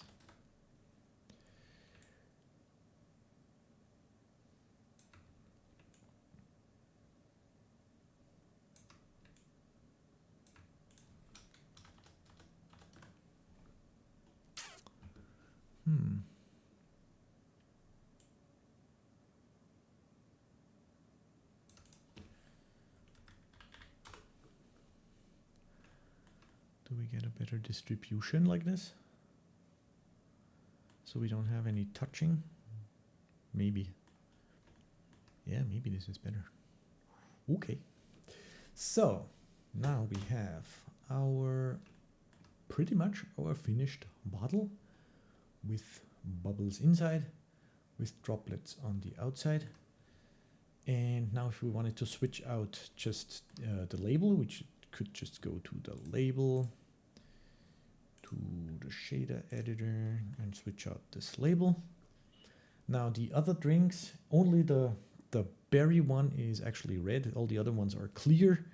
And then you would just go to the contents and change this over to maybe a clear volume absorption, like that. So you can still see the difference between here and up here where there's no liquid. Maybe turn this down a little more, 10. And if you wanted to, you could even probably give it a little bit of maybe a yellowish color, just to make it stand out a little bit more. Is that even visible? Well, you get the idea. Now I'm just playing with the colors here a little bit. Background, could make it metallic, really glossy, but that's kind of dark. So how about we get an image editor in here, open the label, the TIFF that we had, just so we can pick this color here. So pick this color. That is quite bright. So we could bring that down. Actually, probably nicer when it's bright, but maybe way less saturation. Maybe not metallic.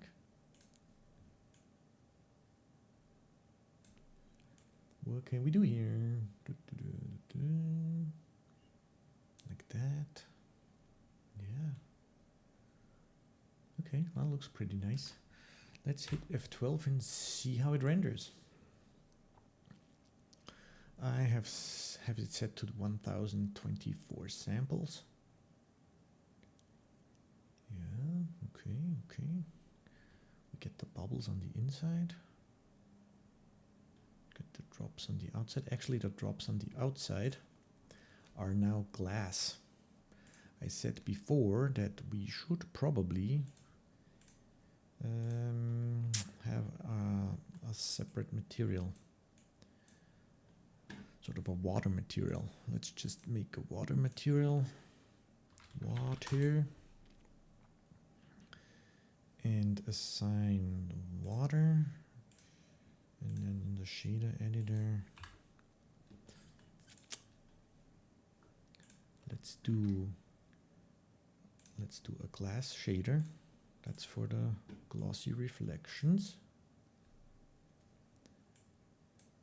But then again, also mix it with a transparent, like this. So this is glass, this is transparent, okay. I just want a little bit of reflections, like that maybe.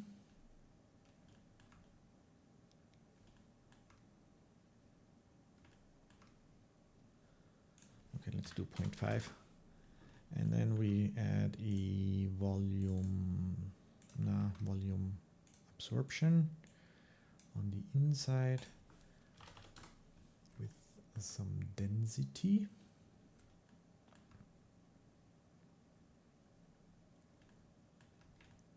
Okay. And again, we could color this. What if we color it red?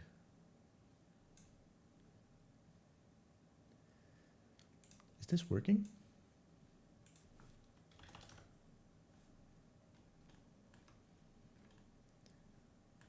Yeah, it's working. Cool. Density 500. Okay. Oh, we also need to shade smooth. But what if we make them a little bit bluish to do more like color, water? And also we need to go to geometry nodes. Set material, we also need to set smooth. Set shade smooth. Here we go. Okay, so now the droplets are smooth.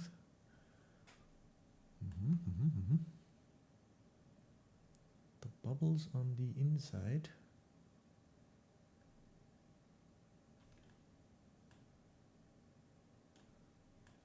Let's see, bubbles, content, geometry nodes, set material glass, random value, scale, yeah, okay. Okay, so these must be 2. I was just thinking maybe I have a mistake here, but that seems to be correct. Set material glass, and I think we should also set these smooth. Okay. And now, since we have a super high resolution label, the label actually with the colored background now might need more saturation. Now, since we have a super high resolution label and everything else is pretty much procedural, we can go here, crank this up to 150%, save, and hit F12. And then we should get some really nice detail. Sample 1024 samples. That's probably not enough for a final render.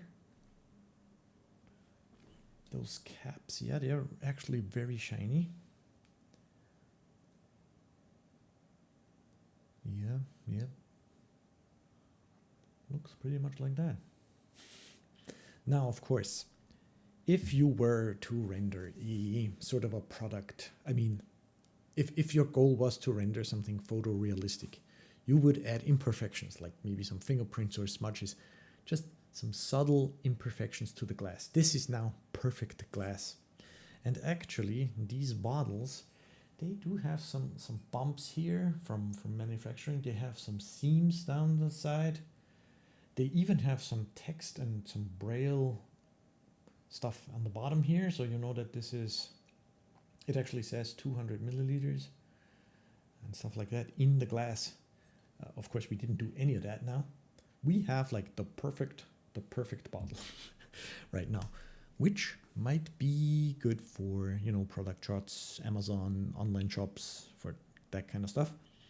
So it's always a matter of what is your goal? What do you want with this picture? Okay, so I think this looks very nice. The volume absorption on the droplets is a bit high, so let's fix that quick. Let's maybe do 300. What else? We could play with the lighting a little bit more, but I think this is already really bright in the front here. What can we do here? What if we bring down the roughness? We get a way more glossy reflection down here, which looks kind of nice. Okay. What does it look like in metallic?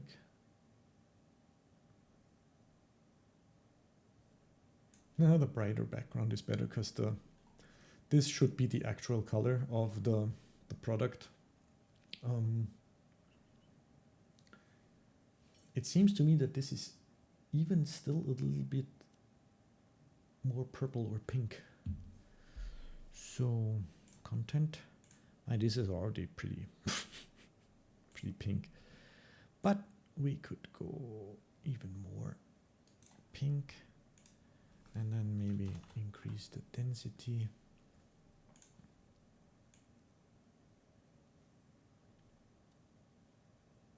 To make it more berry color. Wild berry, Zirbelkiefer, whatever Zirbelkiefer is in English. Yeah, so this would be my product shot. Okay, now for the water splash, which is an actual fluid simulation in Blender.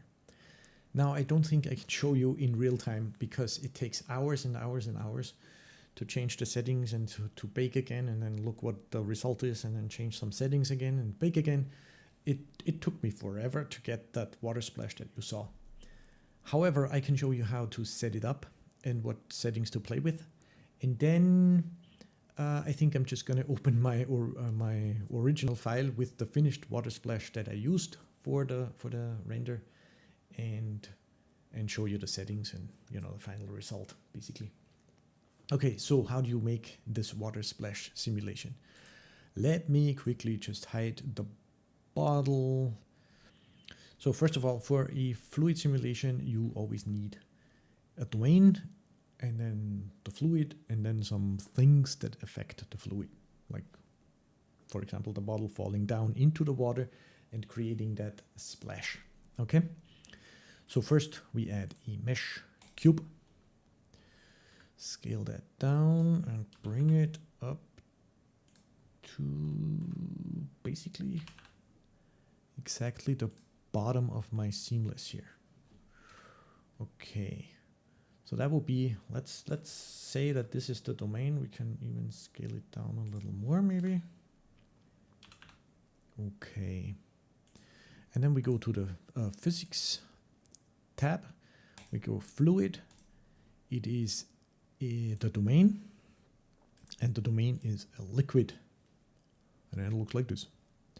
The resolution, this is where the time is spent when you simulate, because if you change this resolution, then you have to rebake and it looks completely different. This is quite annoying, but I'm just going to leave it at 32 for now so we can look at some samples. Okay, this is the cube. This is the liquid domain. Let me just move this to a new collection, fluid sim, so that we have everything in here. Okay, this is the domain, and I'm gonna switch off the top border collision, so if water splashes, it can splash out on the top, but I don't want it disappearing on the sides or the bottom. Okay, the simulation method is flip. That is perfect. That's the good one. Flip ratio, this is a cool factor that you can play with as well. If you play with this factor, you get more splashes, more individual particles, splashes, and yeah, you have to play with these values. Okay, then you pick where the cache should be baked to. You don't really need more than 50 or 60 frames to bake this. So if we close this and bring up timeline here, we probably only want 50 frames on our timeline for the simulation. Okay, but this is only just the domain. So we need to get some water in there. I'm gonna go here and go visibility, viewport visibility, and set this to wire. Okay, so we have wire here. Actually, I probably don't even need this rendering over there. And now let's put some water in here on the bottom. So again, we go Shift A cube, scale that one down, and scale it down on the C axis. Hold on, C, okay, like that. GZ, bring it up so that it's inside. And once the simulation starts, this will be our initial water. It will sort of fall down and fill out our domain. So we're just using the domain as the collision object. We could turn this seamless into a collision object, but there's no need. We just use the domain. Okay, so this is going to be physics fluid. The flow for a liquid based on its geometry. It's not an inflow, it's not an outflow. We just want this to be our body of water. And when we do that, we already see sort of a live real-time preview of the water. Now let's call this one flow, and also move it to the fluid sim. And if we hide the flow object, we just get rid of this thing inside. Also, hold on a second, the domain, where's the domain? Control A, all transforms.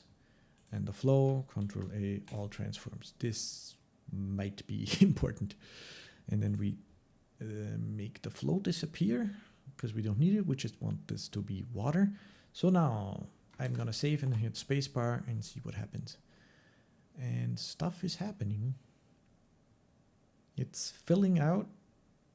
It's filling out the domain object. So if I go back here, enable the flow, select the flow, bring it up to here, and hide it again, and hit spacebar, then it falls down. Now, this is all very fast, and for like slow motion splash effect, you want to change your time scale. So on the domain object, I'm gonna scale this down to 0.1, which means it is only 1/10 of the speed, so you get like sort of a slow motion rendering.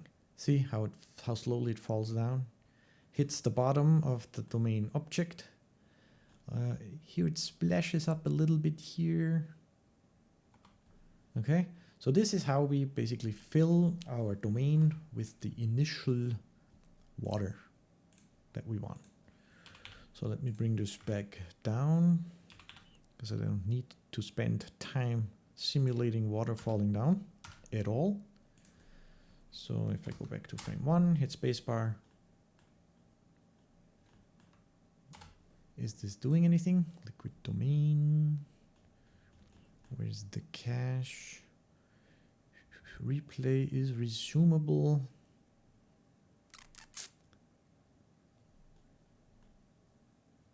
Not sure. Is it working? We'll see. Okay, now, how do we make the bottle fall down? Actually, we don't need, or we shouldn't, simulate our real bottle with all of that geometry. So for that splash effect, all I did was add a mesh cylinder, then scale that down to be about the size of the bottle, which is about 5 centimeters on the X and the Y. Okay. GC, bring that up. Go into edit mode. Add a cut here. Bring that down. Select this one and scale it in. So what I'm thinking here is I'm gonna drop this in there. Because of that shape, it makes the water splash out a little better. At least that's what I'm thinking. Okay. Maybe bring that up like this. And of course, I mean, it doesn't have to be this tall, but it doesn't matter. Okay, so on frame 1, this object is up here. And it is a... Can we just do a collision object? Probably. Okay, so frame 1, we just simply keyframe this. Location, keyframe here. Hit I while hovering here. And then on frame, I don't know, 2, 3, 4. Let's go 4. Now let's go 3. Cheesy, and we bring this down like this. Could make it stick out on the bottom even. So this will not be visible then at the end. This is just for the simulation, and we put another keyframe in here. And if this is a collision object, what do we get? We get any splashes? I think my domain is not rendering, or it's... I have to clear the cache somehow.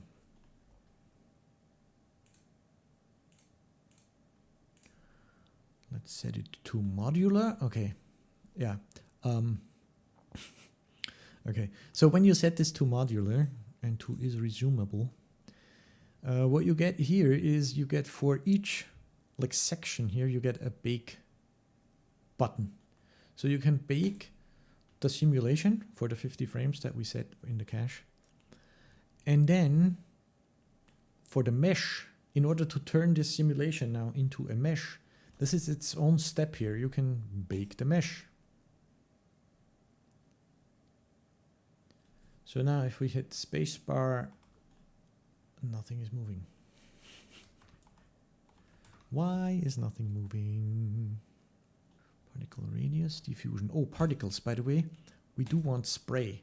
We don't want foam. That's for like, if you simulate an ocean, but water like this, we wouldn't have foam, and we don't want bubbles inside either, but we do want some spray. And then there's, again, a whole lot of settings. But yeah, let's try this again real quick. Bake data. This is like standing still. Ow. Hold on a second. This shouldn't be a collision object. This is also a fluid effector set to collision. And we can sample many substeps. Surface thickness, I don't know. Let's just try this. Go back here.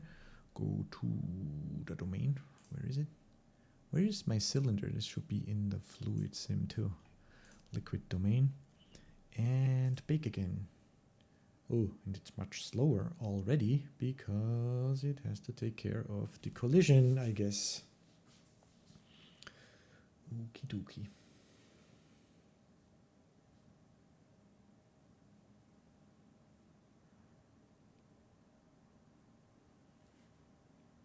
Oh yeah, that takes a while.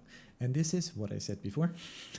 You do this like at least 50 times to get something that looks like you want it to look. Okay, so we have the liquid. Yeah, yep. Doing something.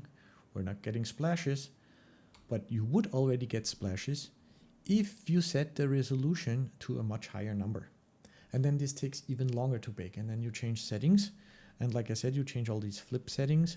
You can change the spray settings. We haven't even looked at the spray yet, but you bake, hold on, you bake the fluid. Then you bake the particles, like the spray. And then if you want to render this, this is basically nothing now. This is like a particle simulation, but it doesn't render as anything. If you want to see it and you want to apply a material to it, like water, then you have to bake the mesh, which actually makes mesh that has a surface that then you can have a material.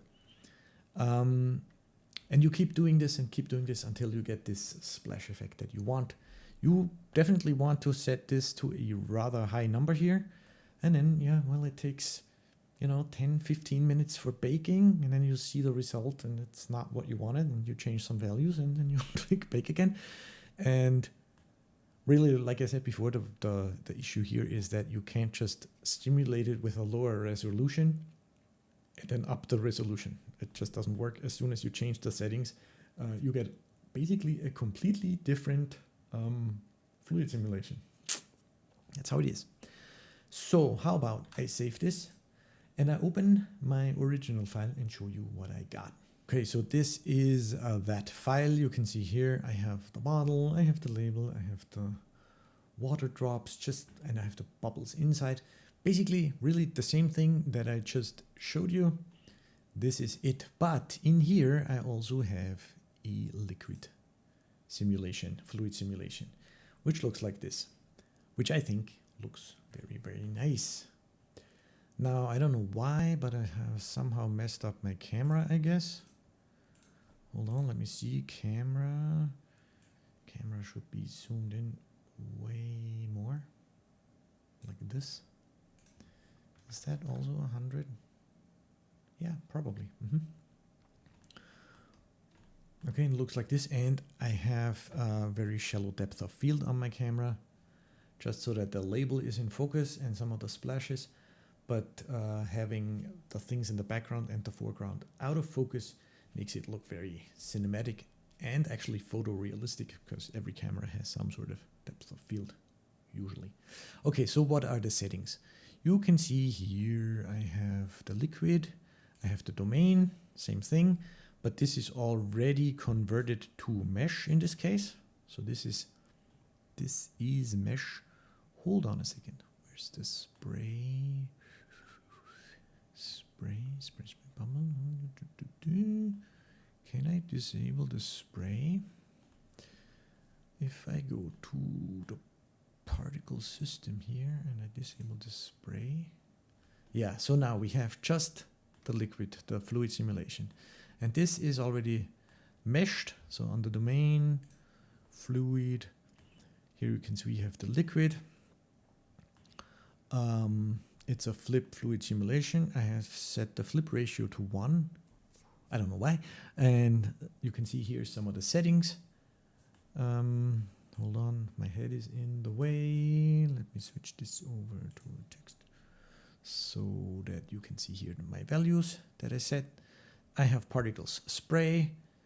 Here are the settings for the spray. I'm not sure if I changed anything for the spray. Then I have mesh, upres, and this is already meshed. As you can see here, we have triangles, triangulated mesh.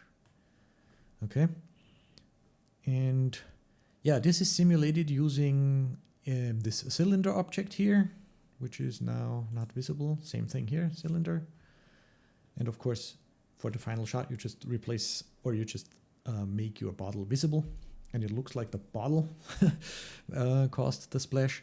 And then this is what you have. Then you put a material on it. So what material do I have on here? Liquid fade out. Oh yeah, fade out. Let me show you. But first, let's finish the liquid, the fluid simulation. So we also have the spray, which is a particle system. So if you bake the fluid simulation and then bake the spray, the particle simulation, you get a particle system. And just with any other particle system in Blender, you just instance an object onto each particle. Otherwise, it's not visible. And what I've done here is I have a collection called spray. I created 3 different particles for the spray, just some random stuff. They're probably over here somewhere. Yeah, so I guess that's them here. Yep. Okay, just some random weird things. And then the particle system for the spray uses that spray collection, pick random, and then yeah, you get spray. And those are just those really, really super tiny little particles here. So if I disable the spray, you can see only those little ones disappear. This is the water or the liquid, and this is the spray. This is like, I don't know, 35,000 particles or something like that. Oh, here, basically 33,000 particles. And it adds a lot to this final render here. If I make this a little bit bigger, you can see this is with the spray and all of these tiny little dots, and even the ones in the background that are completely out of focus. And if I switch that off, it just looks like this, which is cool, but way too boring for a splashy simulation. So this looks much better, I think. Now, okay, down here you can see I simulated 60 frames for my fluid simulation here, and this is how it starts. So there's nothing there. I even animated the bottle because I rendered a little animation with the bottle falling down, splashing in, and then it goes like this. Okay, so we can click through here, splashes out, and then you pick a frame. I don't know which one I picked.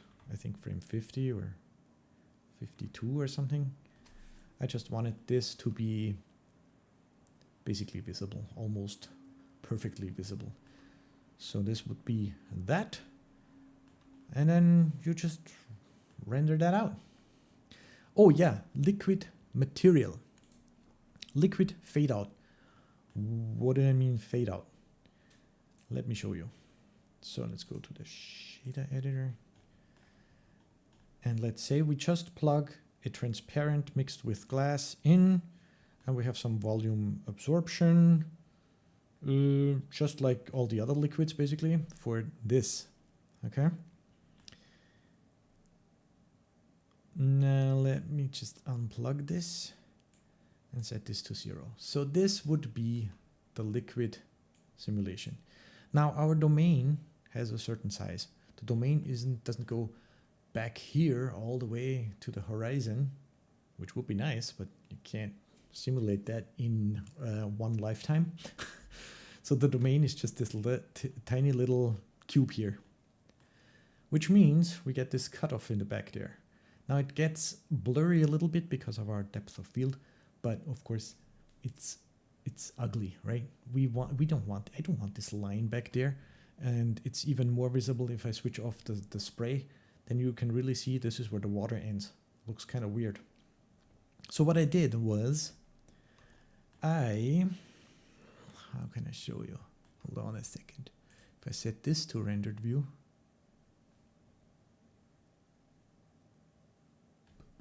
switch off overlays. Okay, so this would be the water from the top. So I added a gradient texture,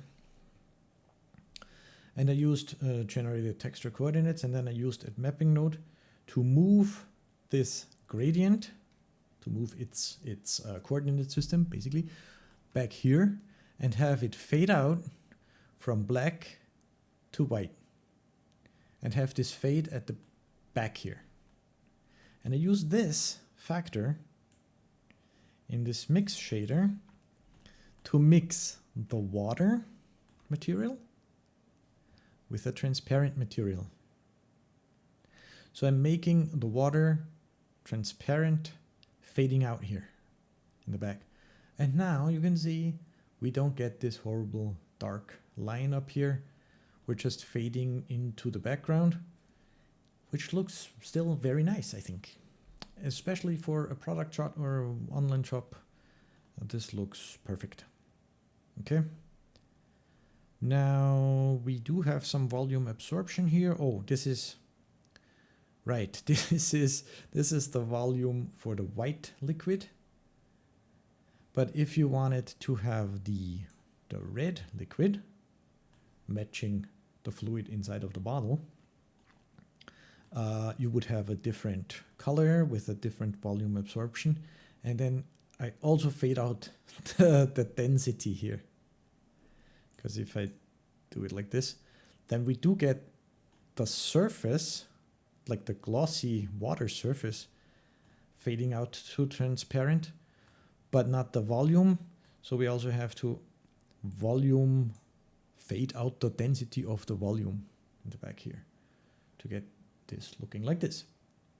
Yeah, so that's the material and the water simulation, like I said, for rendering, baking, trying out until you get a splash that looks like this.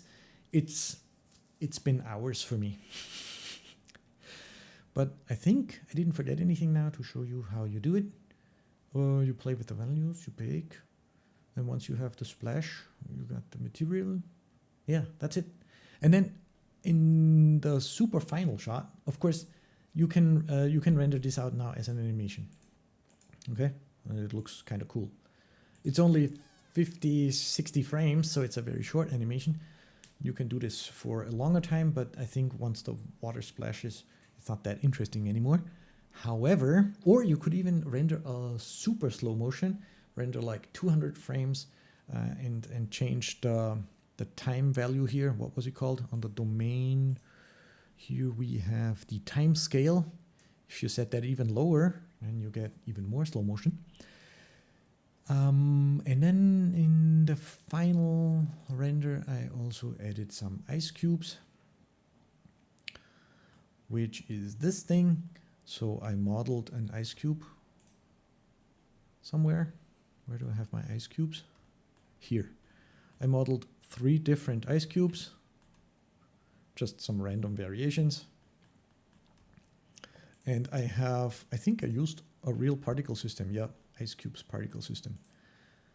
So I have some sort of like a cube here, domain or something. And then inside of that, I emit some ice cubes set to the ice cube variants collection, pick random. And then you can play with the seed value to find something that looks good and doesn't intersect with your bottle. And then you have some ice cubes and looks like ice cubes. Yeah, and so this is my final composition of my product visualization. And then the other thing I rendered was I put all 4 different flavors with 4 different bottles into one scene. And the cool thing about having all this done with the geometry nodes is that we have the seed value available in the modifier. And then you just change the seed value for the bubbles and the water droplets, right? So because it would look stupid if you have 4 bottles next to each other with different labels on them. but the bubbles inside and the particles on the outside are all the same. So with having the geometry node set up, you just go to the modifier for the bottle, change the seed value, and you get completely new set of water droplets and bubbles. As you can see, it takes some time to put product visualizations together, and it takes even more time if there are physics simulations involved. Once you have it all set up, however, it becomes very fast and easy to change the labels, lights, colors, environments, and render out new pictures or animations. I hope you enjoyed this long-form tutorial and learned something new today, and if you did, you can show me and the YouTube algorithm by liking, commenting a few nice words down below, and subscribing to the channel. Thanks for watching. See you soon.